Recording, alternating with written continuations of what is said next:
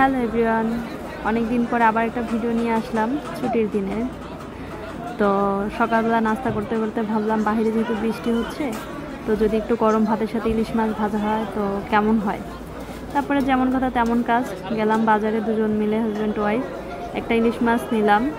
ইলিশ মাছ নিয়ে বাসায় চলে আসলাম। অবশ্য জানাবেন আমি কয় টাকা দিয়ে ইলিশ মাছটা নিলাম আর কয় টাকা আমি ফেরত নিলাম, অবশ্য আপনারা দেখেছেন। তারপরে বাসায় এসে মাছটা আর কি রেখে, আচ্ছা আমি একটু আপনাদেরকে দেখাই মাছটা কেমন হলো। আমি কিন্তু ডিম সহ মাছটাই নিয়েছি, মাছের থেকে ডিমটাই বেশি ভালো লাগে আমাদের খেতে। তারপরে সাথে একটু চিংড়ি মাছও এনেছিলাম আর ইলিশ মাছ এনেছি, শুধু এই দুটো মাছই আজকে এনেছি, বেশি আনিনি। তারপরে এই তো দেখুন তো মাছটা একদম ডিম ভর্তি, মাছটা খেতেও মোটামুটি ভালোই ছিল।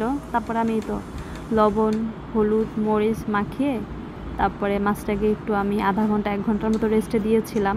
আর সাথে আমি একটু ডিমের মানে ডিম ছিল, মাছের একটু তেল ছিল, এটা আমি নিয়েছি, এটা দিয়ে আমি একটু পেঁয়াজ দিয়ে ভর্তা করব। আপনারা সবাই লেজ ভর্তা খেয়েছেন, অবশ্যই একটু ডিম একটু মাছের তেল এটা একটু ভেজে ভালো করে তারপরে একটু পেঁয়াজ কাঁচামরিচ দিয়ে মাখিয়ে মানে কাঁচা সর্ষের তেল দিবেন, অবশ্য দেখবেন কেমন লাগে, লেজ ভর্তার থেকে কোনো অংশে কম না। তারপরে আমি একদম সরিষার তেল দিয়েছি বেশি করে, যেহেতু আমাদের তেলটাও প্রয়োজন মাছের সাথে সাথে।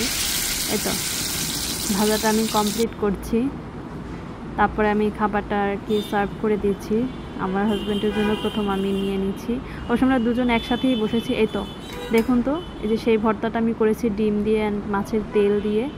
তো অবশ্য আপনারাও কিন্তু করে খাবেন। তো খাবারটা বেশ ভালোই ছিল, ছুটির দিনের দুপুরবেলার খাবার।